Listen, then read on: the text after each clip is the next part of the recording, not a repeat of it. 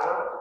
And so obviously the whole solution here was that the power, the government, would be proportioned amongst everybody, every person. Also, the persons holding office, our representatives, are elected by the people either directly or indirectly. We vote for people to elected office, but also sometimes those people get appointed by people we voted into elected office. So it's either direct or indirect. Offices have tenures. That means nobody gets to stay forever. Now, even the judiciary has a tenure. Guess what it is? For good behavior. That means that when the judges stray, and we'll see this later, the Congress has the authority to remove federal judges from office for straying from good behavior.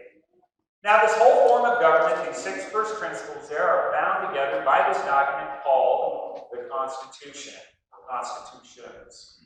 Let's look at what the United States Constitution says, since it was the first thing I mentioned on the subject of taking a person's life, murder by abortion.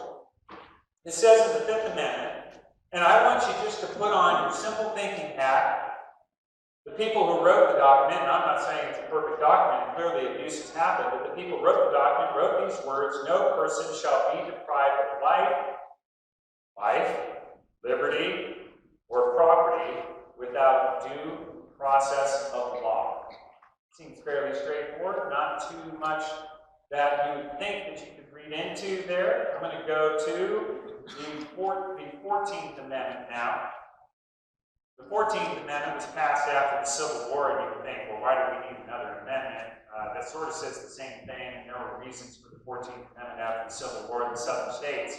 But by the incorporation doctrine, the 14th Amendment is now binding upon all states, the first 10 amendments. But it says specifically, nor shall any state deprive, I have it underlined, any person of life, liberty, or property without due process of law, nor deny to any person within its jurisdiction the equal protection of the laws.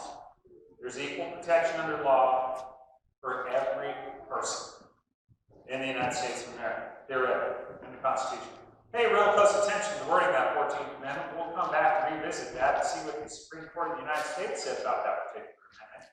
Now we have also the Idaho Constitution. As I said, we had federal and state constitutions. The Idaho Constitution is actually a pretty good document.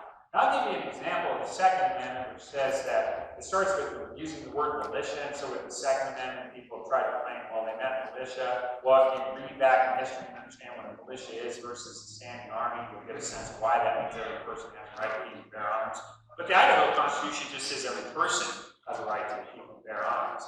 Now, it also says, starting right off, Section 1, Article 1, all men are by nature free and equal and have certain inalienable rights. We'll talk about what that means in a moment, among which are enjoying and defending life and liberty, acquiring, possessing, protecting property, pursuing happiness, and I like that last underlined part there, securing safety. That means all men have that as an inalienable right to secure safety. So if you also want to talk about the right to keep and bear arms, don't ever forget to bring up Section 1 of Article 1 of the Idaho Constitution. Section 2, Article 1. It's the next section right there. All political power is inherent in the people. We talked about derived a moment ago. It's inherent in the people. Government is instituted for their equal protection and benefit. That's the purpose of government, is to equally protect everybody and benefit everybody.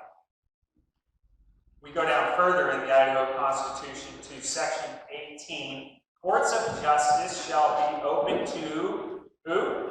Every person, and a speedy remedy afforded for every injury of person, property, or character, and right and justice shall be administered without sale, without denial, without delay, and without prejudice. In other words, every person, we're not going to take this group of people and deny them justice versus this group over here.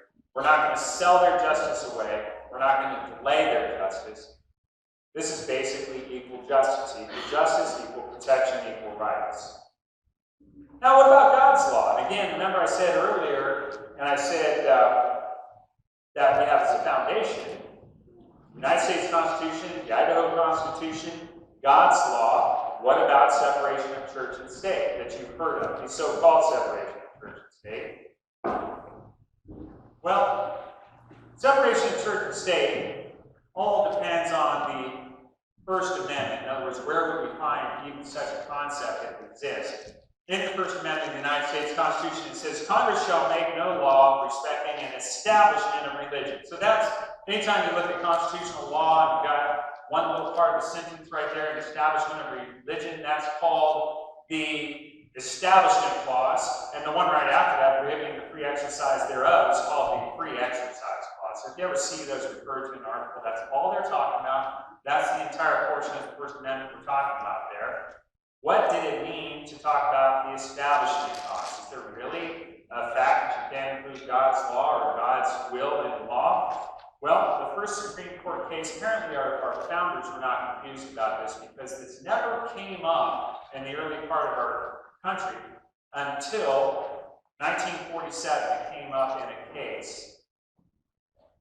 It was called Everson versus Board of Education.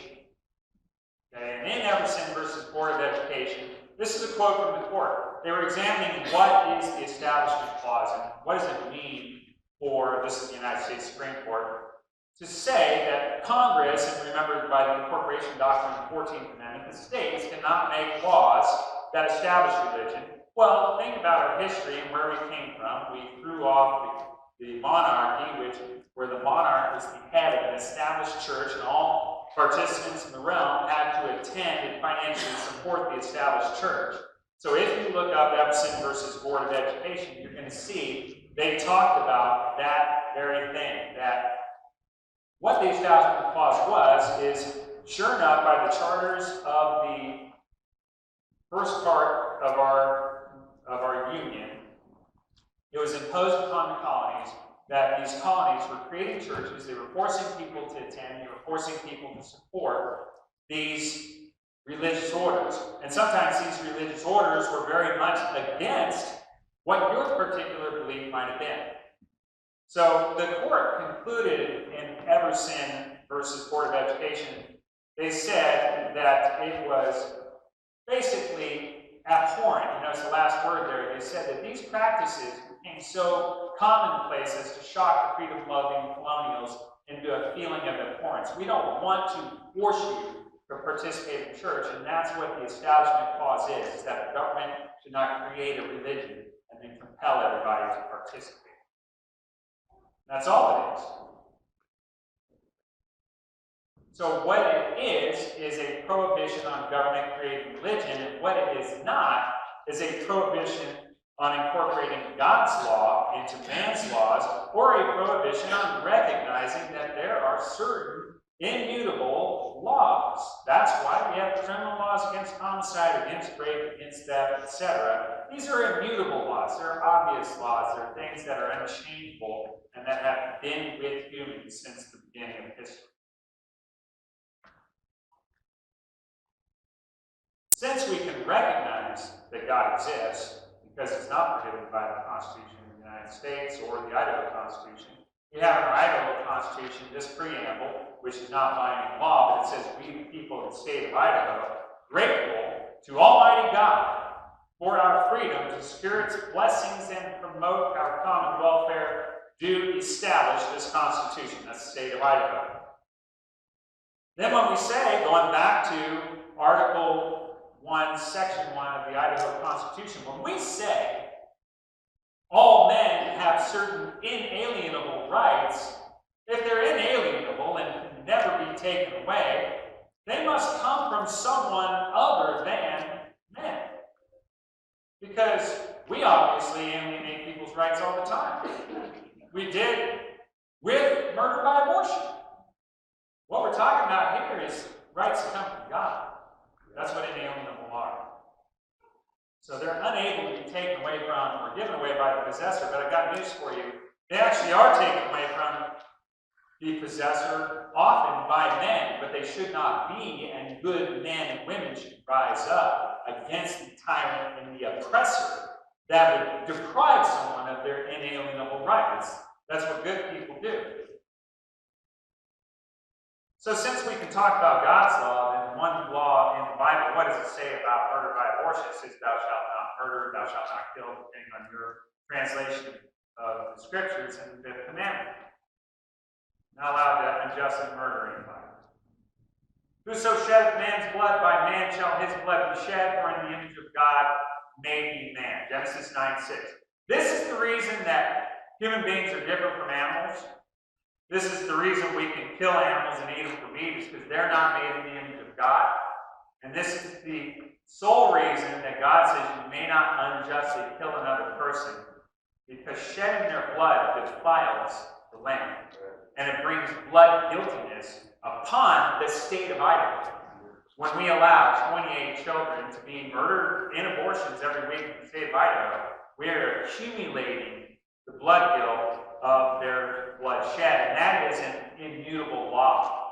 Once we've done that without justice applied, or without seeking justice, we can't change that. But we can repent and stop accumulating the blood guiltiness. Amen.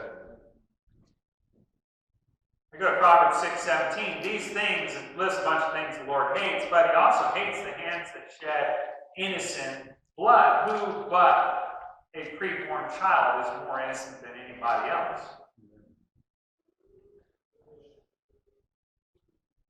Romans 13. Okay, since we're using Scripture as a guide, we have to talk about what is the source of government. God is the governor, the supreme governor, but he has delegated to men authority. So when the state of Idaho and any other state acts in a governmental capacity, they're acting in the stead of God. They are ordained by him for a certain and really limited purpose. God said of government that they are the minister of God, a revenger, to execute wrath upon him that doeth evil. And it also says to commend him who does well, who does good. That's 1 Peter 2 as well. Well, if government is going to properly fulfill its ordination, the first thing it's got to do is properly define good and evil, and punish evil and commend good, and not call good evil and evil good. Amen.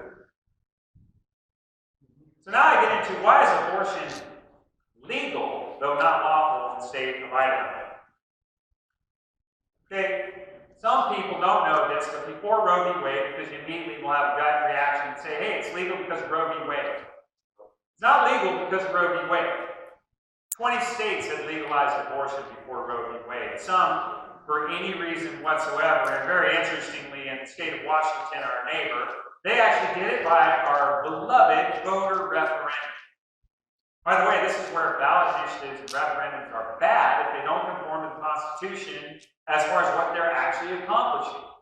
And that would be then up to the governor and the state legislature to undo such a thing as what happened in Washington when the people of Washington said, we want to allow murder by abortion for any reason up to 12 weeks, was what that particular referendum in 1970.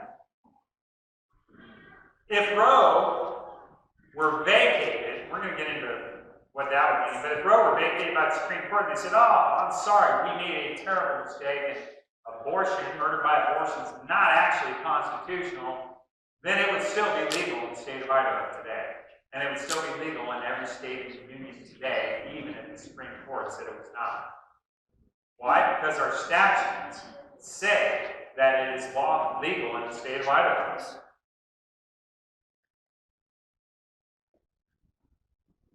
But I'm going to go with the idea that in 1973, it's widely recognized that for the 30 states that had not said you can get an abortion whenever you want, that Roe v. Wade did precipitate abortion on demand throughout the United States of America. So let's see what they said at Roe and see if what they said makes sense and see if it was lawful. So what was Roe v. Wade? Well, it was a case about the Texas abortion statute. See, back in 1971 or 70, when the instances, the occurrences that led to Roe v. Wade came up, Texas had laws against abortion.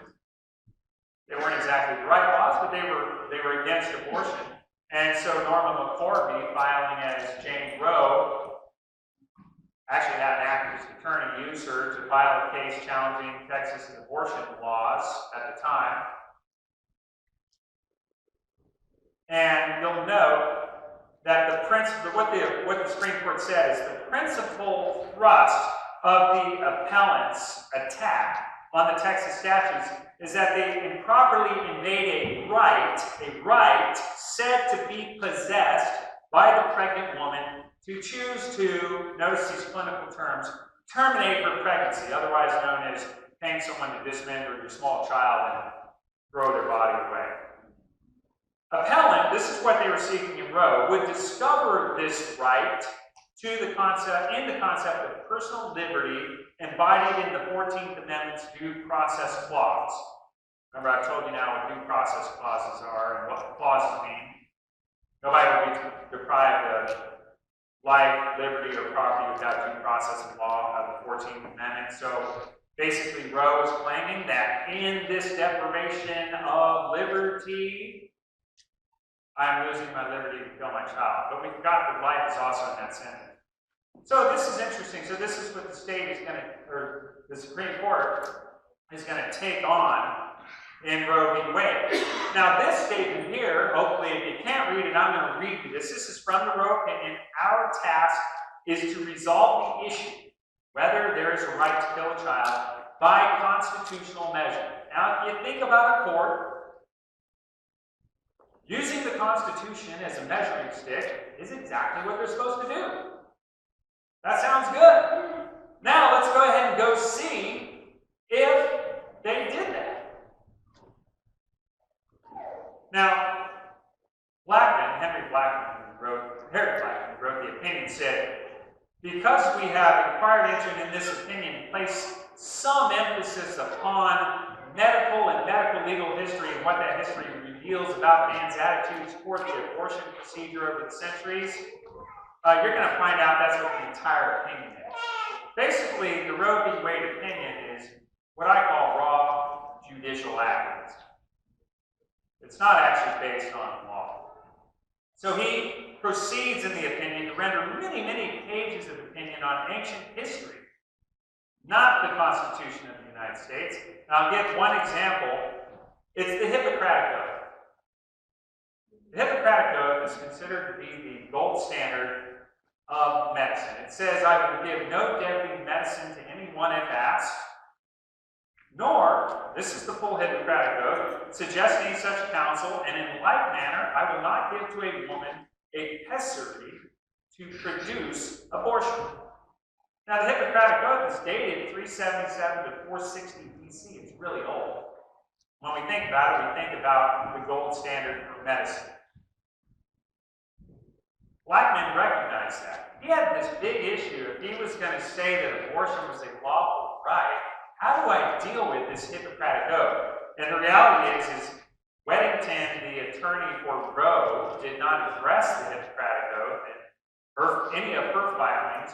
And Roe v. Wade, if you didn't know, was actually had oral arguments in 1971, and Blackman insisted to bring the parties back and rehear oral arguments again a year later because he was not satisfied with the oral arguments. And one of the issues he had was with the Hippocratic Oath.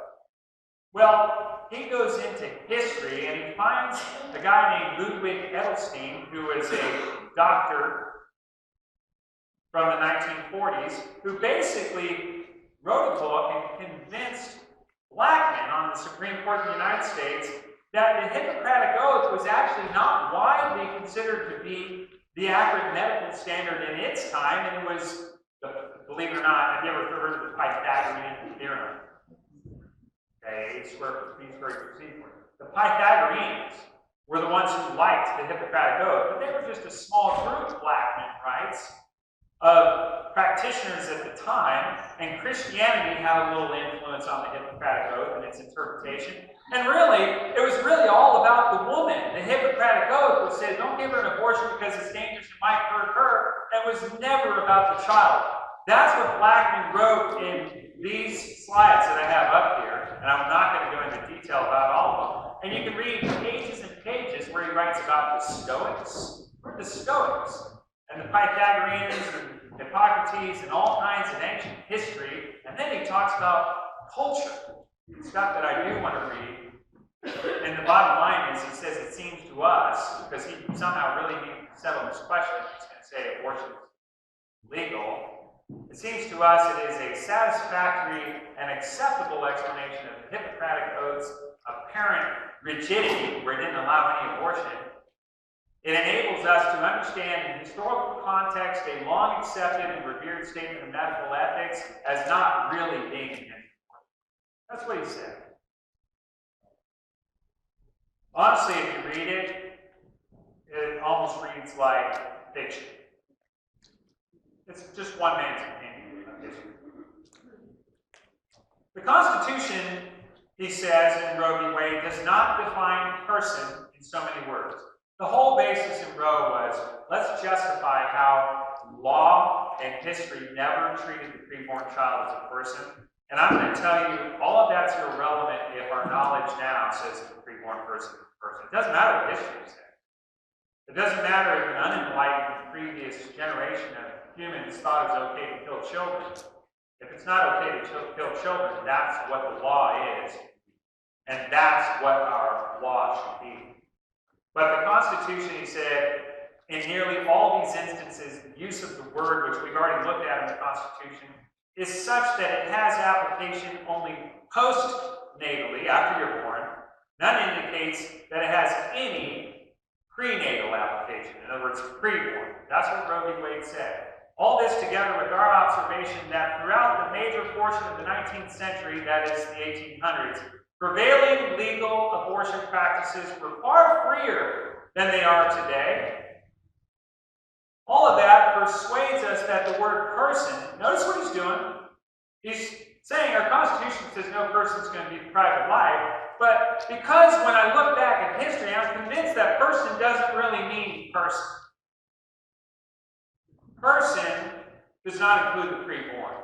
As used in the 14th Amendment, it does not include the unborn. That's what he wrote. That's Roe v. Wade. He said, we need, listen, this is the Supreme Court of the United States. He says, we need not resolve, when we decide that we're going to let women abort their children, we don't need to resolve the difficult question of when life begins. That's in the Roe v. Wade. When those trained in the respective disciplines of medicine, philosophy, and theology are unable to arrive at any consensus, the judiciary, at this point in the development of man's knowledge, is not in a position to speculate as to the answer of when life begins. Yet then they certainly make a decision, don't they? They say, we're not in a position to speculate, but it certainly doesn't begin in fertilization. You understand that's what they just said? We therefore conclude that the right of personal privacy includes what he calls the abortion decision. And he says whether it be founded in the 14th Amendment or in the 9th Amendment. He says, he goes on to say, maternity, listen to these words carefully, maternity or additional offspring. This is in the Roe v. Wade. Maternity or additional offspring may force upon the woman a distressful life, and future psychological harm may be imminent. Mental and physical health may be taken or taxed by childcare. There's also the distress for all concerned associated with the unwanted child, and there is the problem of bringing a child into a family already unable psychologically and otherwise to care for it. In other cases, as in this one, the additional difficulties of and continuing stigma of unwed motherhood may be involved.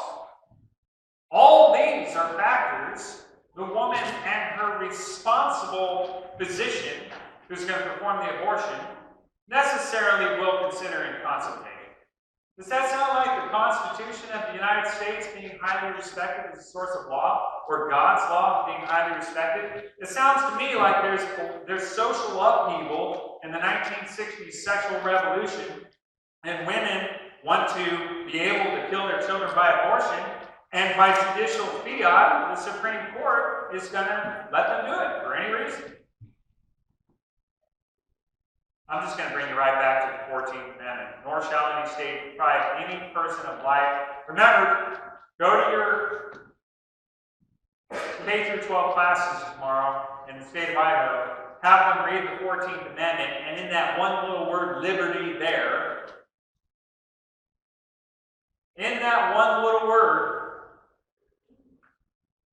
forgetting the word that's right before it, is the right to kill your preborn child. That's what Roe v. Wade said.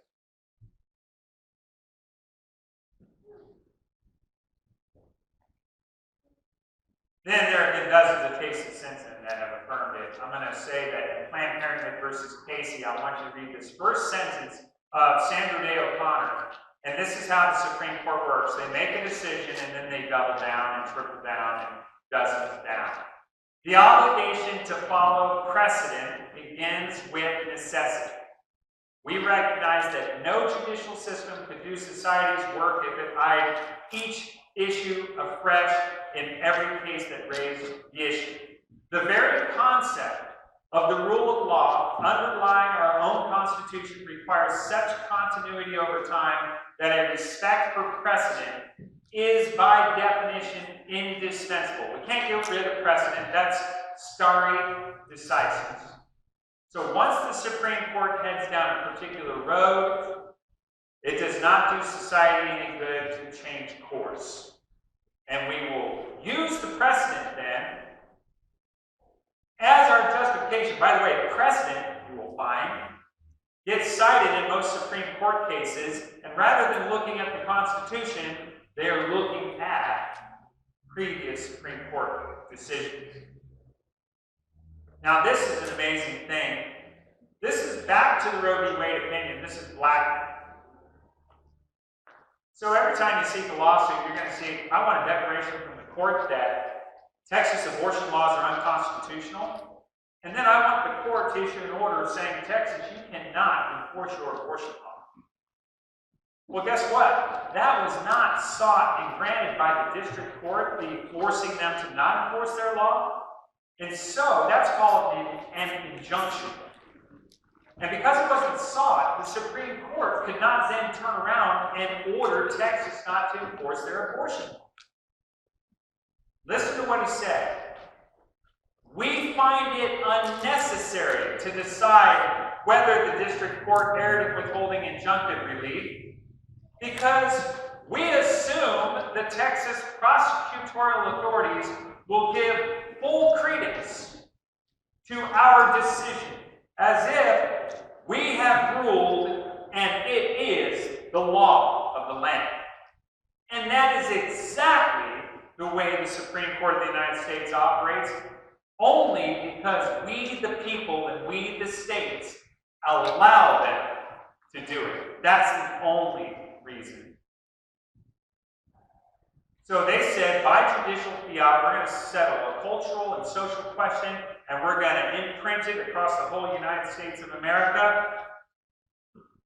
Ladies and gentlemen, behold your God. That is exactly the way we function in the United States of America. That court is our God. They settle every social and legal question, no matter what it is. Homosexual marriage, Idaho has to pay for a transgender operation for an inmate in the Department of Corrections. If that ever gets up at the Supreme Court, we will settle these decisions for you. Behold your God. Never mind the rule of law of constitutions or the law of God. This is a drawing from Hans Christian Andersen. It's The Emperor Has No Clothes. So this story is about a vain emperor who cares too much about wearing and displaying clothes, so he hires two weavers who convince him, he's not actually a very smart emperor, that they weave the most beautiful clothes in the land, and nobody else appearing to want to be stupid pretends that the emperor is wearing these gorgeous clothes. The reality of the Supreme Court of the United States of America is like Hans Christian Andersen's The Emperor Has No Clothes. They actually have no clothes because they have no actual power unless we grant them that power or control. So we, the Abortion Human Rights Act, challenge the belief that the United States Supreme Court opinions are law and we challenge that, and we say the Constitution is law.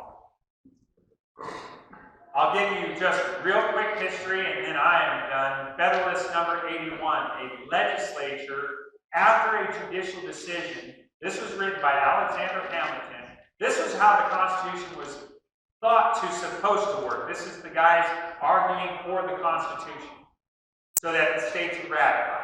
A legislature, that would be the Congress or state legislatures, after a judicial decision, may prescribe a new rule for future cases. What's that saying is, he said in Federalist number 81 in 1788, Hamilton said that if the Supreme Court makes a decision, or the judiciary, it would be unfair for the Congress to go change the decision or the impact of the case, like Roe v. Wade and Norman LaFleur in particular. However, if the Congress does not like the decision of the court, they can change the law for all future cases.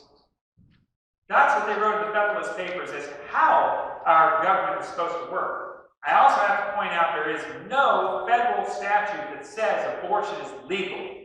There's none. We're only operating from a judicial opinion, no actual law that was passed by a legislature when that case came up. A legislature also,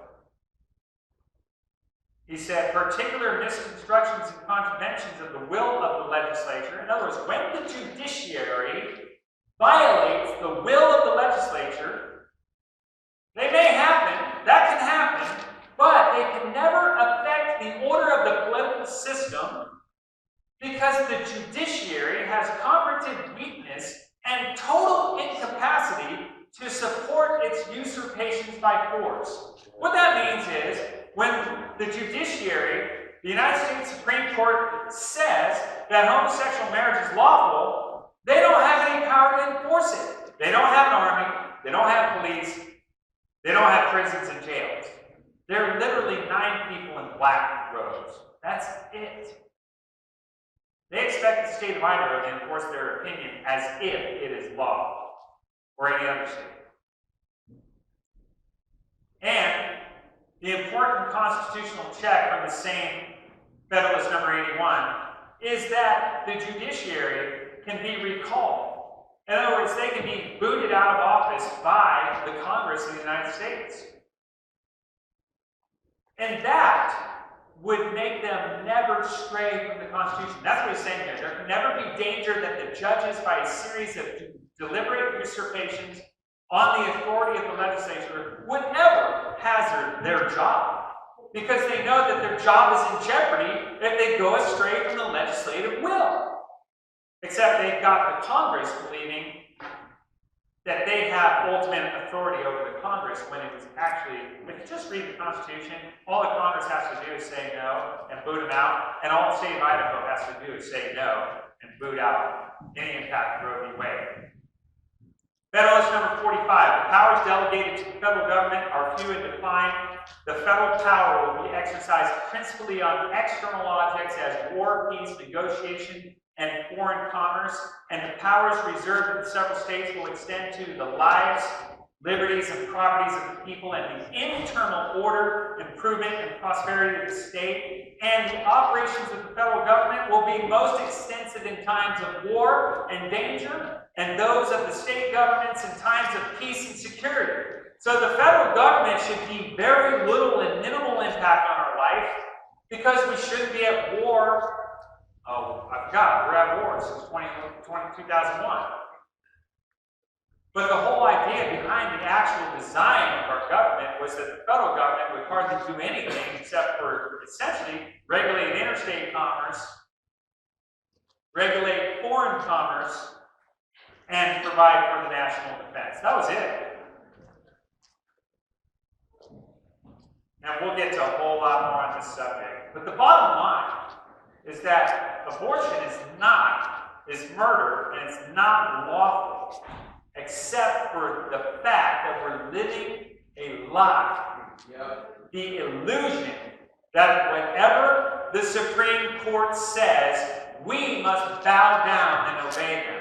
The state of Idaho has no obligation to do so, and I guarantee you that our founders did not throw off a monarchy to exchange it for an oligarchy. Now, an oligarchy is rulers of a few people. That's not what we exchanged out. Now I'm going to, and Russell, do you need more time to get ready? They want to do some kind of test. Okay, so we're going to do a 5-minute break, and then we will come back and introduce Russell Hunter, our next speaker.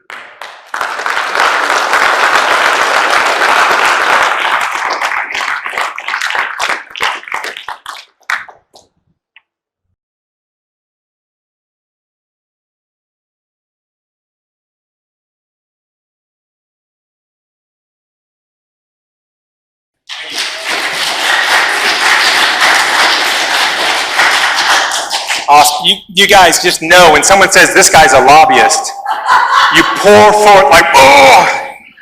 They made me be a lobbyist because in the midst of trying to campaign for the bill, I bought some legislators lunch, and apparently that's illegal, and so I had to sign up and all this kind of stuff. So I'm with an organization called Free the States, yada yada. But this is super awesome that we're here in a church together as believers and in the name of Jesus Christ trying to abolish abortion. Amen, it's awesome. My job, and I'm going to attempt to do this in 30 minutes, my job is to actually sort of demarcate, right? This is kind of a fancy word, right? Demarcate the differences between a pro-life bill and an abolition bill. So I call it an abolition bill. The bill that y'all have, the abortion, I don't even know what, the Abortion Human Rights Act. Y'all need a different lobbyist, that name. But anyway, that's an abolitionist bill. Okay, so what distinguishes it from some other bill that's traditionally known as a pro-life bill? Now, you may not even use the word abolition. It may be sort of a foreign concept. You see it on the shirts and stuff. But the point isn't to get hung up on that word, but the point is to sort of understand what it is that we're saying is biblical, just, and we ought to do as Christians, and what we believe we should stop doing, that we've been doing for 45 years. So I got a lot of slides. I'm going to jump right into it, okay? Pro-life and abolition. An abolitionist bill, quite simple, right? What does it do? What is it seeking to do? It's seeking to totally and immediately abolish abortion as murder. Well, that's what it seeks to do, but we're going to talk about how, and how that's different from a traditional pro-life bill. So total and immediate, pretty important phrase. Abolition, very important legal phrase. And abortion as murder. The most important word in that phrase there is as. So what do we mean by total and immediate abolition? So total, no exceptions. If we're going to abolish abortion, we're going to do it without exceptions. We're not going to say you can't abort a baby unless the baby's conceived in rape. You can't abort a baby unless the baby is this or that, in the case of this exception or that exception. An abolitionist bill is saying, no, we're not going to make exceptions. We're not going to try to abolish abortion by allowing abortion. And by immediate, it just means not incrementally. So a lot of pro-life bills, instead of trying to end abortion as abortion in and of itself, they'll focus on this kind of abortion or that kind of abortion and incrementally chip away at abortion over time. The helpful analogy that a lot of abolitionists use is that of a tree. You take a tree, the tree is abortion, and there's all these different ways of abortion. You have chemical abortions, you have surgical abortions. In the chemical abortions, you've got your abortifacient drugs and devices, you've got your RU-486s, so on and so forth. There's various ways of murdering an image bearer in the womb using chemicals. They don't require surgical implements. But a lot of abortions happen this way. You can have RU-486 murdering a child at 5 weeks or up to 14 weeks even. So you got chemical abortions, then you also have surgical abortions. You have abortion by dismemberment. You can do an abortion with curettage abortion. You can do an abortion with suction devices, suction abortions, and you can do abortions with forceps, ripping the baby apart. These are all different abortions. And then there's late-term abortions, where basically you're delivering the baby and killing them at the same time, or various ways. As wicked people in rebellion to God, we've come up with all sorts of ways of killing preborn human beings. But the important thing for those of us who believe that all human beings are made in the image of God from the moment of conception is that we understand rightly that all of these different methods are all the same thing. They're all murder. But there really is no difference between murdering a child with chemicals or murdering a child with forceps. So to demarcate what a pro-lifer is generally doing, when they look at this tree, they come in and they look for a branch. Late-term abortion ban, dismemberment abortion ban, abortion at this period, at that period. The abolitionist says, let's go for the trunk. Pretty easy. Let's chop it all down. We're trying to abolish abortion, not a kind of abortion. So that's what we mean by total and immediate. No exceptions, the whole thing, not incrementally. Okay, so abolition. Why use this word? It's associated with slavery or Christ abolishing in death or something like that. Why use this sort of 19th century word? Well, it's just a word. It's a noun, formal act of putting an end to, annulling. It's a very good, strong word. If you're for the abolition of something and someone opposes you, they're an anti-abolitionist, and no one wants to be an anti-abolitionist, except for some people still in the South. But we're abolitionists. It just means that we're for the formal end to an abortion. We want to prohibit abortion. Okay? Very simple. We want to prohibit it. We want it to be an impossible thing that you have done under the covering of law. So by prohibiting abortion, it's explicit. So an abolition bill is explicitly prohibiting abortion in and of itself, not regulating it. So that means criminalization. So an abolition bill, unlike some other bills that are sort of messing around with abortion, is specifically saying this act of murdering a child in the womb is a criminal act that will be prohibited by law. We'll get more into that, but let's move on to abortion as murder. So abortion as murder. Some people say you don't need to pass. One of the critics of SB 13 said we don't need to pass a law against abortion. It's already illegal. It's like, well, then why is it going on and all this good stuff? And I think that the first speaker, Scott, explained all that and what's going on in our country. But essentially, if you want to think about what an abolitionist bill is doing, it's trying to apply the laws against murder equally to all humans. So the kind of law against murdering a born person would be applied equally, and applying it equally across the board. So that is, if we're going to protect people, that's going to require that we prohibit their murder, and if we're going to prohibit their murder, it's going to require that we enact justice, and justice is going to require criminalization. It makes absolutely no sense to say, you're not allowed to abort your baby, but if you do it, we're not going to punish you for it. That's not prohibitive. People are like, oh, thanks, and they go do it anyway. There's got to be justice. There's got to be something that occurs. You cannot abolish abortion without treating it as murder, and you are not treating it as murder unless you are criminalizing it. So an abolitionist bill specifically, explicitly seeks equal justice under the law. All pretty simple. You following with me? Equal justice under the law requires criminalization. If we're going to treat it totally and immediately, also requires criminalization.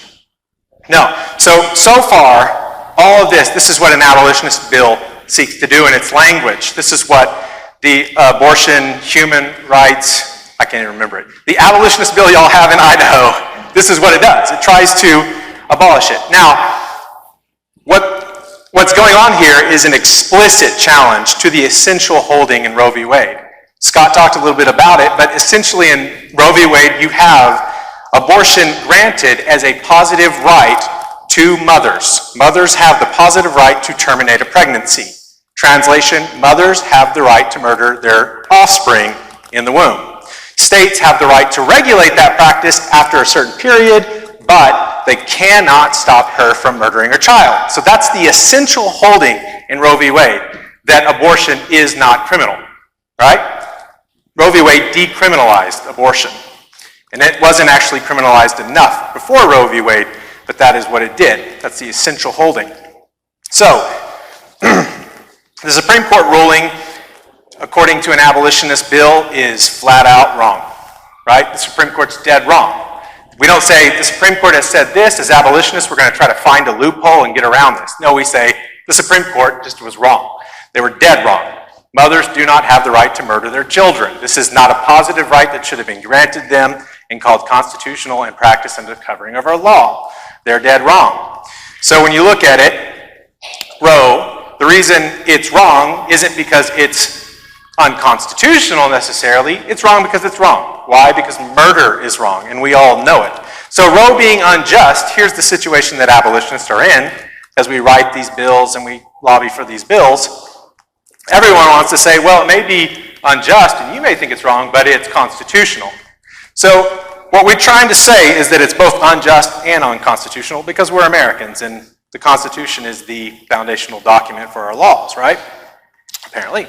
So, but I want to say this and make this clear, that if the Constitution actually did include mothers have the right to murder their children, you know what we would do?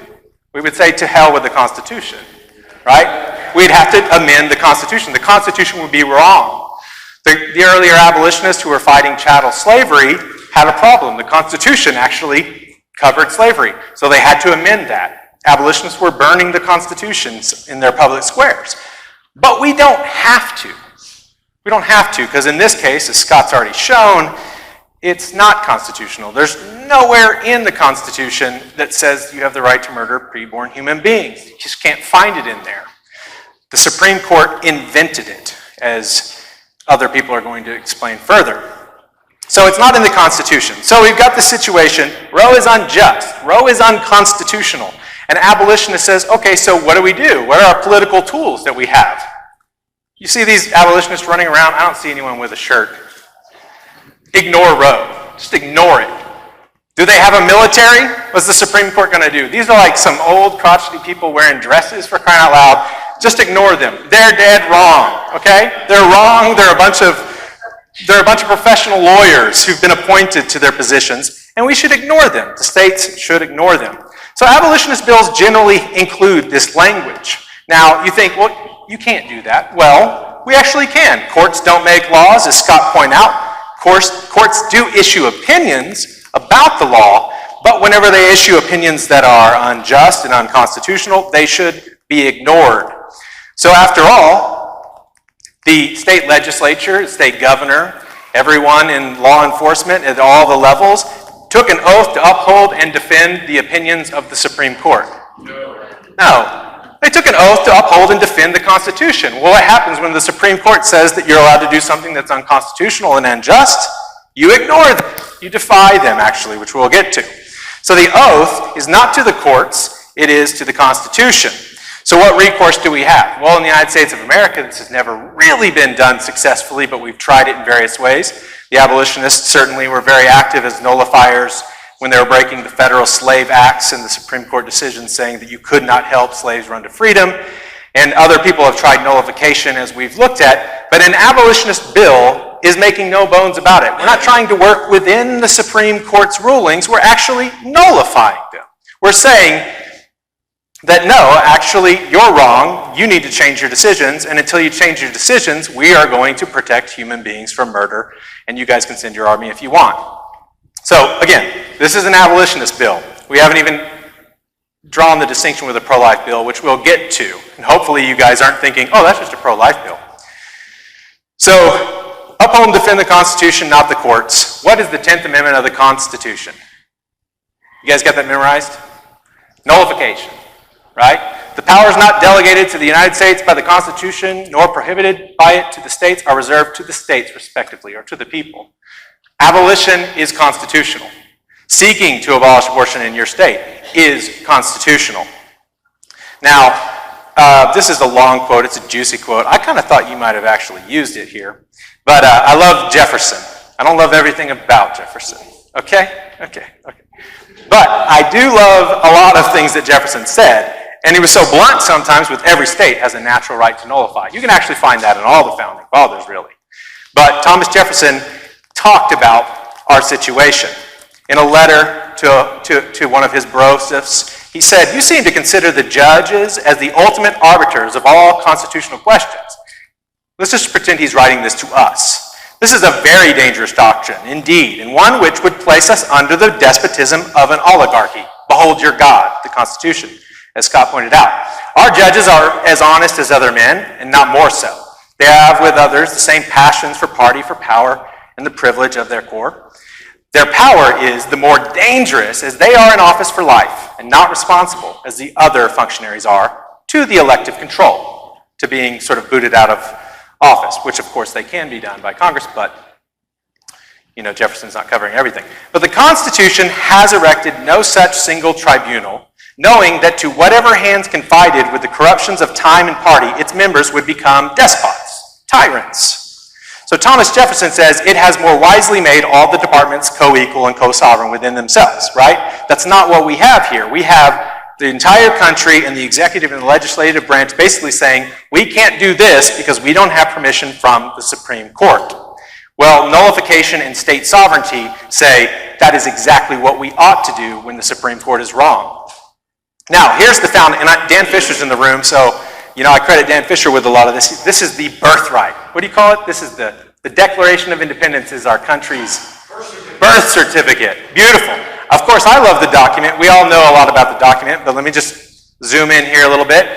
One thing I really love as someone who makes propaganda is the way that states is really big and united is really small, right? Because they're all about the states, right? Now, everyone knows in the Declaration of Independence this very famous line, change the world, right? We hold these truths to be self-evident, that all men are created equal, unalienable rights, life, liberty, pursuit of happiness.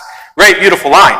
But the Constitution also says, or the Declaration also says that to secure these rights, governments are instituted among men, deriving their just powers from the consent of the governed, that whenever any form of government becomes destructive of these ends, destructive of the right to life, liberty, and happiness, it is the right of the people to alter or abolish it. Like the Declaration of Independence, it is an abolitionist document, right? So it's saying that when in the course of time your government becomes despotic, tyrannical, and evil, you throw it off, right? Wonderful. Our country's birth certificate is a state sovereignty, nullification, defy tyrants document. That's what it is. The Constitution allows it. We've got these tools. Why doesn't anyone do it? Okay, so you can't just talk about this. So an abolitionist bill, in the end, is standing up as a state and saying, we are going to interpose on behalf of the preborn human beings in our jurisdiction, and we are going to stand between their mothers, their fathers, those who want to kill them, with our laws, and the federal government, with its tyrannical court opinions, interpose and protect them. And that is how we're going to abolish abortion. That is what an abolitionist law does. Simple, right? Pretty straightforward, pretty elegant. That is not what a pro-life bill does. Are you guys excited about all those lines and squares? Yeah, lots of lines and squares. So what we'll do to look at the pro-life bill, and I don't know what I'm doing on time, but I'm speaking very quickly to you. What does it seek to do? And let me just say this. Pro-lifers who write these bills, they're not all bad, ignorant people. They're just writing the bills that have been written, and they have a good motive and a good desire to do something. They're trying to save babies and women from abortion, and they're trying to reduce abortion numbers. This is essentially what a good pro-life bill, standard pro-life bill does. Like what's wrong with saving babies and women from abortion? What's wrong with cutting down the number of murders? Okay, so we got saving babies and women from abortion, not abortion as murder. And we have reducing abortion numbers. So let's look at save babies. Oh, very important. You'll notice that the abolitionist bill is just like focused on prohibiting abortion as murder. The pro-life bill is more complex. It's basically there are two victims of abortion that we have to deal with, and we have to write laws to protect here. It's babies and women. And we'll look at their two victim strategy here in a second. But to look at their basic approach in a bill is, instead of the abolitionist bill, which was total and immediate, they seek increments. They don't seek to abolish abortion, they seek to abolish kinds of abortions, and they allow exceptions. Even in the event that if they agree with abolitionists that abortion in the case of rape is still murder, they would allow it if it passed a bill. So if we want to go to the tree again, look at the tree, you've got the abolitionist with the axe, you've got the pro-life politician with the shears.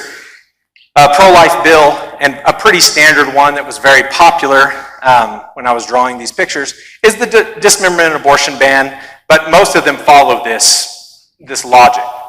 So the dismemberment and abortion ban, which was passed in Oklahoma and has been upheld, it's still upheld. There's a little line in all the stories about it that says we're not really going to enforce it until the Supreme Court allows us to enforce it, but we've got this. But in Oklahoma and various other states, there is a ban on dismemberment abortion. Sounds good, right? Sounds like you're saving lives. So if you look at the language of, is that blinking for y'all or is it just blinking for me? Hey man, just roll with it, speaker, get on with it. So House Resolution 3515, the language, when you look at it, it's seeking to ban the abortion procedure known as a dismemberment abortion. And so you look at it and you get into the language, the abortion that it's banning any destroying of an unborn child, living unborn human being in the womb, through the use of clamps, grasping forceps, tongs, scissors, or similar instruments that, through the convergence of two rigid levers, slice, crush, or grasp. So it says what we're going to do is we're going to ban this process of using two levers to kill a baby. So obviously this is surgical abortion. This takes us to that side of the tree, and it takes us to a specific thing by highlighting forceps, right? So there's different kinds of abortion. If you guys can focus in on that blink, there's curettage, suction abortions, combinations of those things, forceps, combinations, so on and so forth. The ban wants to be on forceps abortion. So not to draw it, completely blatantly for all. This is for all the children in the. Oh, come on, thing. Just imagine that branch popping off and falling to the floor, right? So it goes to just the forceps, okay? So we're not dealing with any other kind of dismemberment abortion. You go, no, it's for dismemberment abortion. The law says no dismemberment. Actually, if you look at the law, and I don't know if it's probably too small for you guys to read, but if you look at B in the dismemberment abortion ban, it says literally in the law, it does not include an abortion which uses suction to dismember the body of the unborn child by sucking fetal parts into a collection container unless the actions described in subparagraph A, the forceps, are used to cause the death. So the abortion dismemberment ban literally has written into the law, you are allowed to dismember babies, just not with two rigid levers. Okay? Very important thing, and there's a reason they put this in there is because abortion needs to remain legal, but maybe the Supreme Court will allow us to regulate what kind of instruments. So you can still kill them with suction, still kill them with curettes, and you, of course, can still kill them with RU-486, which now we're looking at the tree. We may have cut off the forceps branch, but to draw the tree a little bit more accurate, more abortions are happening not by forceps than by forceps. If you want to really get into the nitty-gritty of it, and this tree is inaccurate because what's really going on is 88 to 92% of all abortions happen in the first trimester, 6 to 8 weeks. These are chemical abortions, cured abortions. Only 7% of them happen 14 to 20 weeks. And 14 to 20 weeks, you don't have to use forceps. You just want to use forceps because it's the preferred method. So what is this branch theoretically accounting for? 2 to 7% of the abortions. You say, well, that's good. You can save lives. So the pro-life politician says, look, I saved lives. And he grabs that branch and says, look, what have you done, abolitionist? I've got this branch. We've saved 2% of abortions with our dismemberment ban. But while he's waving that around saying, look what we've done, of course, people are still getting abortions at the same rate. They're just using more suction, more curettage. And that gap grows back in.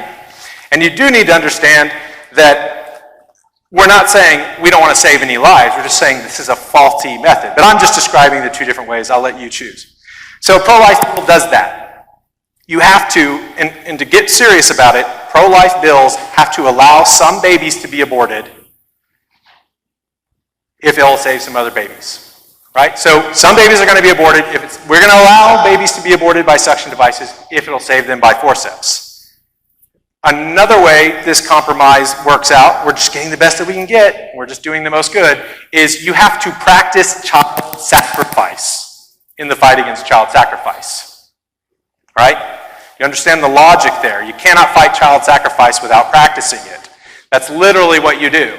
You go to an abortion clinic, sometimes you talk to some people, the reason they're killing the preborn baby is because they can't feed the 4 children they have at home. They're killing this baby to help these babies. That's literally what pro-life legislation does. Okay? So it's iniquitous and bad, but it is child sacrifice. An abolitionist says no compromise with abortion, don't practice child sacrifice to fight child sacrifice. Pro-lifers say, no, the important thing here is that we compromise. It's key. We've got to save babies. And if we're going to save babies, we have to allow some to be aborted in the process all along the way. Okay, so the other important thing about pro-life legislation that differs from abolitionist legislation, and you hear this in the pro-life movement, if you're on social media, you will hear all these statements from pro-life leaders, lobbyists, politicians, that the pro-life movement will never seek to criminalize the woman. That's the language they always use, criminalize the woman. That's because that's the language the world uses. They think you're gonna punish women, you're gonna criminalize women. Now, of course, from an abolitionist perspective, we would say punish the mother, the father, anyone involved in destroying that human being ought to be treated like a murderer. But pro-lifers, and in their bills, they write specifically, especially since the rise of abolitionists in the past few years in abolitionist legislation, they will write into their bill, this will not punish the woman, the mother.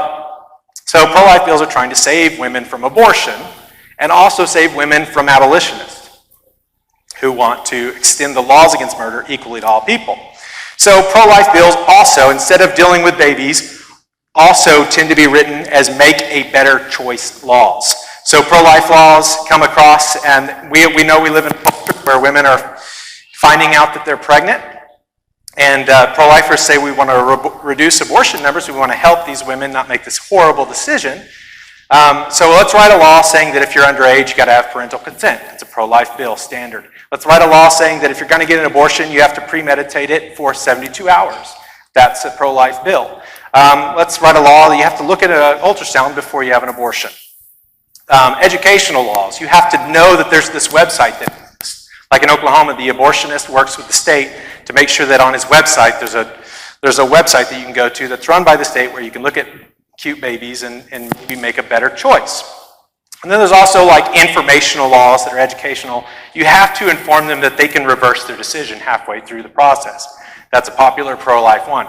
But these laws are designed to try to encourage women to make a better choice. That sounds good. It sounds like it's to reduce abortion numbers, but that's what the pro-lifers are doing, and they're doing that because they don't believe you can abolish abortion, and until it's overturned by the Supreme Court, let's try to reduce the numbers as best we can. So again, compromise is key. We're trying to help people. All right, so y'all still with me? Awesome. So we're trying to reduce abortion numbers, which means regulate abortion, not abolish abortion. And of course it means regulate the abortion industry. Bills that focus on ages, stages, methods, ages being sort of like 20-week abortion ban, stages, heartbeat bill, methods, forceps, the reason given for abortion. You can't abort a baby if it's to kill them because they have Down syndrome. But you can kill them because you don't want them. So if you have a Down syndrome baby, take them, get the abortion, just say, oh, it's not because they have Downs, it's because I don't want them. Easy peasy. But these are pro-life bills, and so that's what they try to regulate. And they also try to regulate the abortion industry, who can perform them, what kind of licenses they have to have, where they have to be performed, how they're performed, what must be done before they're performed, and all this kind of thing. So pro-life bills do that, and then you also have pro-life bills that don't even deal with abortion in and of itself, but deal with how abortion is funded. I'd say we defund everything, but yeah, defund abortion bills. Very popular among pro-lifers. Now, all of this is consistent with punishing abortionists who violate regulations. You'll notice an abortionist just recently, there's like 2,000 babies in his house, right? And all the pro-lifers are up in arms because they got to, where are the regulations for taking bodies home? You know what I'm saying? Like, the guy murders babies for a living. All the abolitionists on Facebook are like, hello, he's murdering children. That's what you should be mad at. But we've got all these lobbyists and legislators in the pro-life movement saying, we need to get to the bottom of this and make sure that they're not taking the bodies home. So they'll punish the abortionists for doing that sort of things, and they'll try to shut down abortion clinics for failing to follow all these regulations. Meanwhile, because Satan is a wily lion, meanwhile, certain things are happening in our culture, like do-it-yourself abortion kits, abortions that you can order. And the young lady in this drawing is a millennial, and of course, like all good millennials, she's thinking, I wonder if there's any way I can get this online. And there is. And a do-it-yourself abortion clinic abortion pill that's ordered online, of course, can't be regulated by any of this stuff. Or you could pass another pro-life bill regulating what you can or cannot sell online, which is impossible, sorry to say. This is going to make our job very difficult. So at the same time that the young woman is thinking, how do I get this abortion? All this stuff doesn't matter. If you passed every single bit of it, it wouldn't matter. And also she's being told constantly by pro-lifers that she's not a murderer and that she shouldn't be criminalized for it. Now, why all of this stuff? Why not just say abortion's murder, it should be abolished? Why not? Well, because they are trying to write bills that comply and work within the parameters of Roe v. Wade, KCV, Planned Parenthood, other Supreme Court decisions. All of this stuff is trying to comply with that essential holding. We're not going to keep you from abolishing abortion. We're going to keep you from abolishing abortion, but we could allow you to regulate it at some point in time. So the things like cutting down branches, which they'll pass like a dismemberment ban, and everyone's like, woohoo, this is awesome, and then it gets lots of likes on Facebook, but then a judge just throws it out. Yeah. They never even, because the Supreme Court says, you can't do that.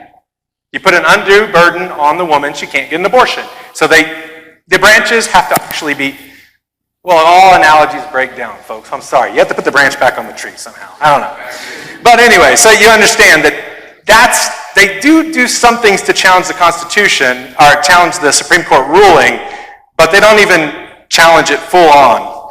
They usually go for that increment, right? Okay, so as pro-lifers writing these bills, you say, why don't you just try to abolish abortion outright? They say, well, unfortunately, we have to work within the parameters of the Supreme Court's rulings, and the right to abortion is unfortunately a constitutional right.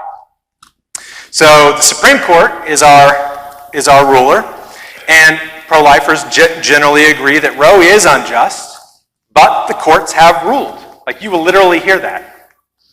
And you'll also hear from pro-life leaders, abolition is unconstitutional.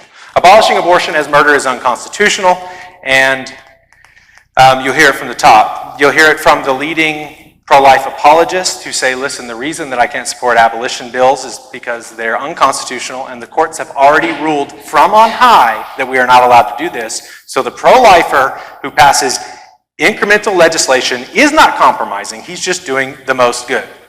Don't have that. That's a quote from Scott Klusendorf, and that is on a panel where he's specifically being asked, what about abolitionist legislation in code?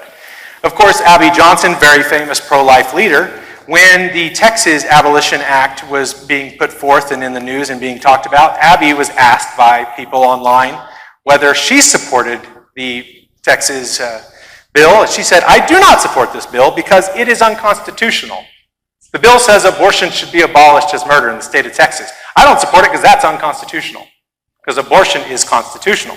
This is unplanned. This is Abby Johnson. Abortion is constitutional. We've made great strides in Texas by passing constitutional legislation that works within it, and I also do not support legislation that punishes women. So I'm not lying about this legislation. It may sound like I'm being harsh on them, but I'm describing them accurately.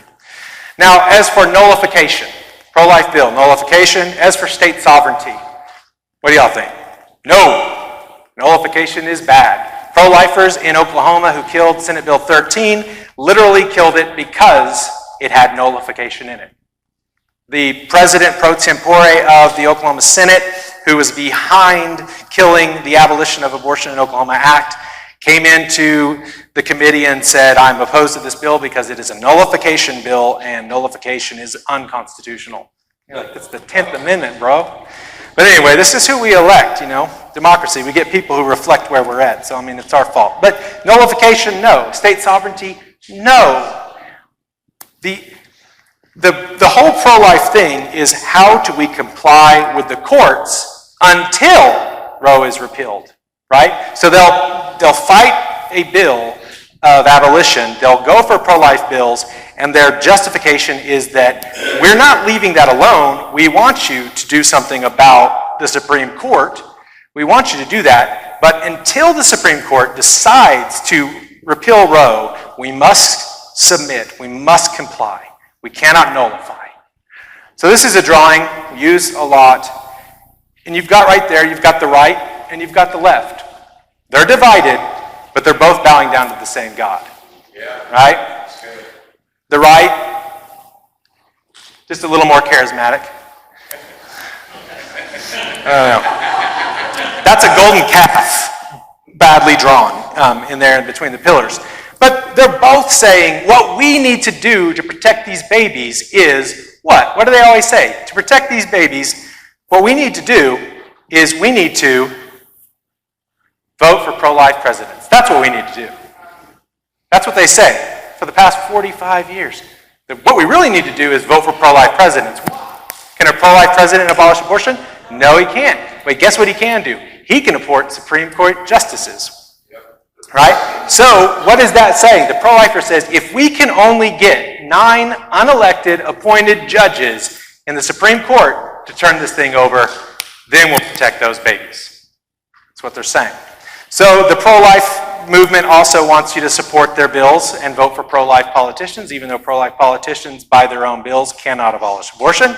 They also want you to give to pro-life organizations. Now, all of this stuff, I think they've passed 240 pro-life laws across the states.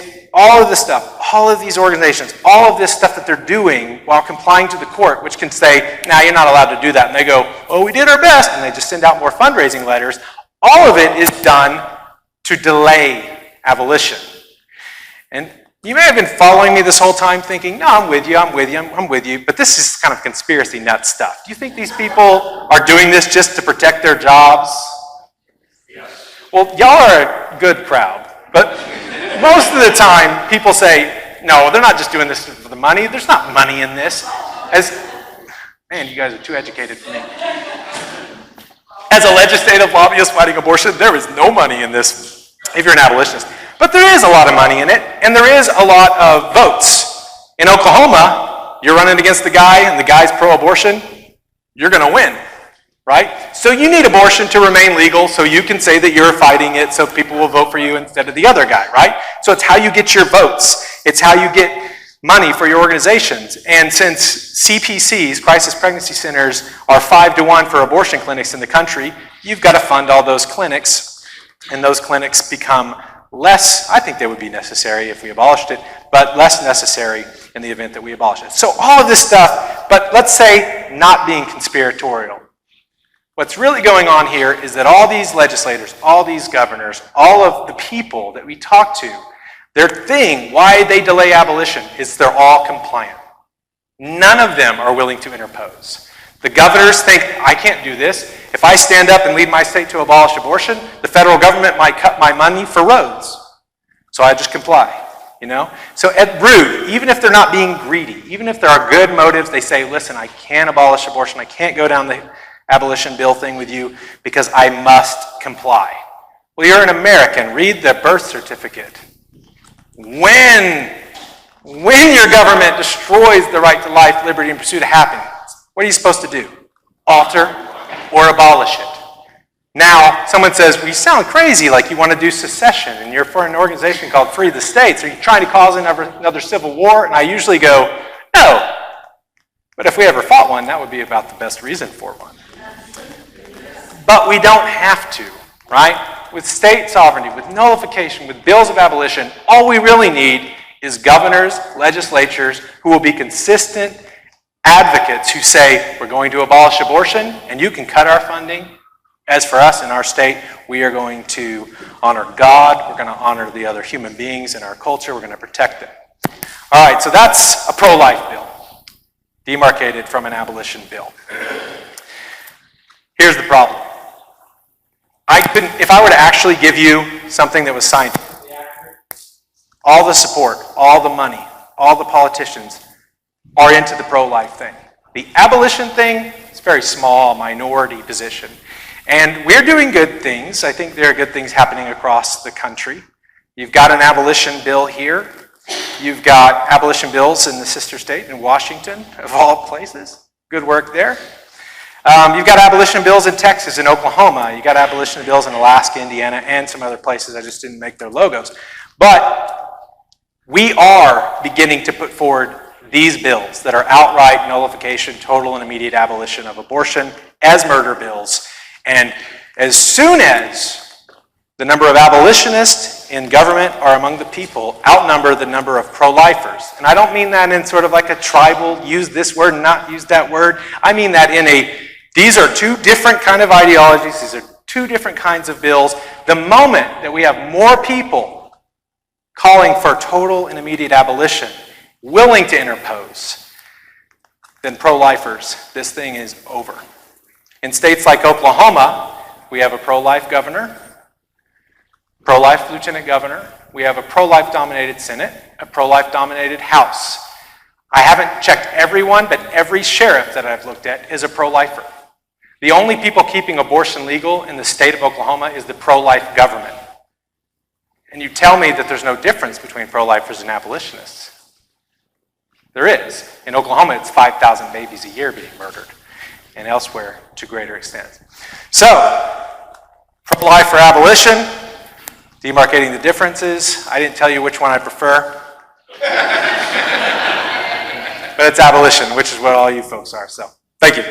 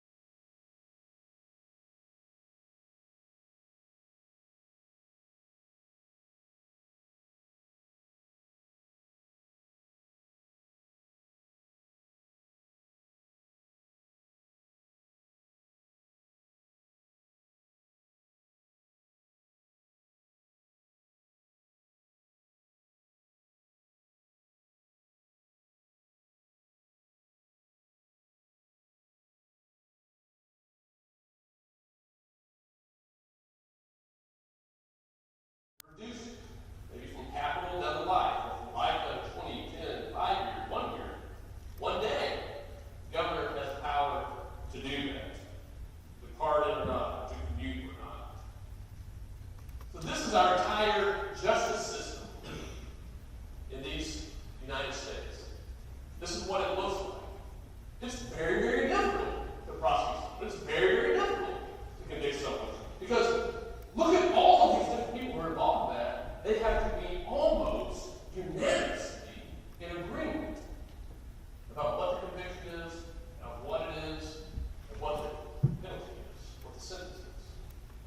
So whenever people, they come to us and they say, you just want to execute women, because you want to pass a bill that applies equal protection. First of all, when they say that, they're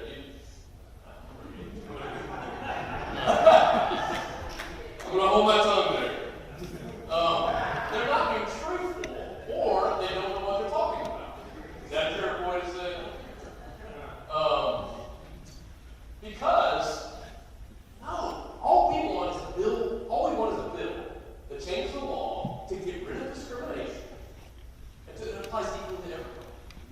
It applies equally to everybody. It applies equally to protect everybody, and it applies equally for everyone to go through the same system of justice that also has the same protections to prevent unjust convictions.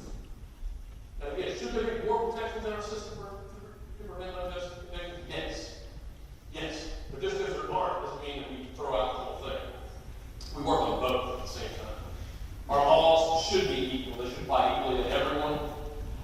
And then we wouldn't just be saying that a preborn person is a person. We would actually be acting like it. We would be treating them like they were equal. So these are the two alternatives. Going back to this, I just walked through what it would look like if we had equal protection in our land, what those cases would look like. And that is that our system of justice would handle those. What about without equal protection? What does that look like? What does it look like when most people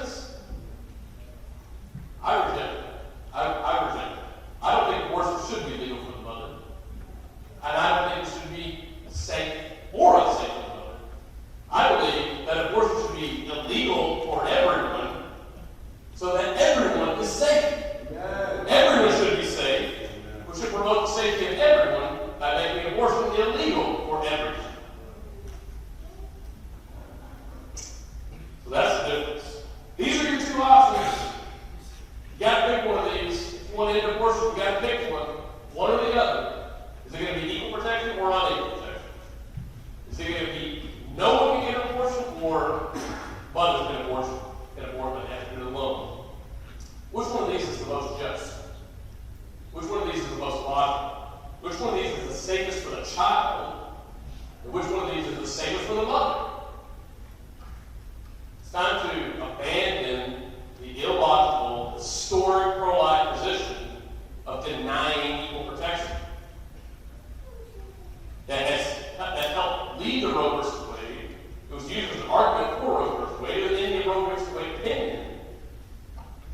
And for the last 46 years, we've been reinforcing Roe versus Wade because we've been continuing to write bills, forward bills that deny equal protection.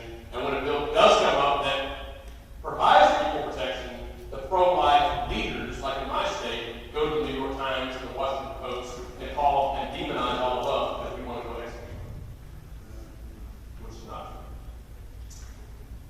Listen, other people, if you support equal protection, other people, even pro-life people, are going to try to demonize you. But I'm going to encourage you to stand strong and say with a loud voice a very simple truth. And that is, no one should have a license to kill a preborn human being. That's really, you can sum up the big equal protection, all these terms, you can sum it all up in one phrase. No one should have a license. Ask the next pro-life obvious person you run into, established person you run into, go, are you folks? What's your woman? Oh, so you think she should have, people should have a license to kill other people? No one should have a license to kill a preborn human being. Thank you.